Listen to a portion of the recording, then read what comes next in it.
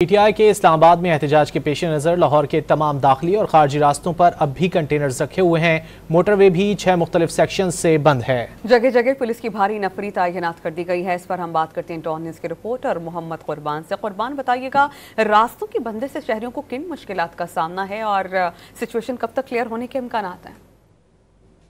जी बिल्कुल, पाकिस्तान तहरीक इंसाफ के इस्लामाबाद डी चौक में फाइनल कॉल एहतजाज के पेश नज़र लाहौर के तमाम 12 दाखिली और खारजी रास्तों को हर तरह की ट्रैफिक के लिए कंटेनर्स, खारदार तारें और बैरियर्स लगाकर बंद कर दिया गया, जिसके बायस शहरियों को शदीद मुश्किलात का सामना भी करना पड़ रहा है। मैं इस वक्त मौजूद हूँ बाबू साहब इंटरचेंज, जहाँ पर पुलिस की भारी नफरी भी यहाँ पर तैनात है, जबकि प्रिजन वैन भी यहाँ पर लाकर खड़ी की गई है कि अगर पाकिस्तान तहरीक इंसाफ के कारकुन इस तरफ रुख करते हैं तो उनकी गिरफ्तारी का अमल भी जो है वो उसको भी अमली तौर पर लाया जाए। इसके साथ साथ इसी तरह ठोकर न्याज बेग, महमूद बूटी, काना, रावी पुल और शादरा को भी कंटेनर्स और बैरियर लगाकर बंद कर दिया गया। हर तरह की ट्रैफिक के लिए शहर के अंदर भी मुख्तलिफ मुकामात, मिजांग, इचरा बाजार, मुस्लिम टाउन मोड़ को भी कंटेनर्स और ट्रक लगाकर ट्रैफिक के लिए बंद कर दिया गया। ट्रैफिक मोटरवे को भी 6 मुख्तलिफ मुकामात से तामीराती काम के पेश नज़र जो है वो ट्रैफिक के लिए बंद किया हुआ है। और इसके साथ साथ ट्रैफिक पुलिस का भी ये कहना है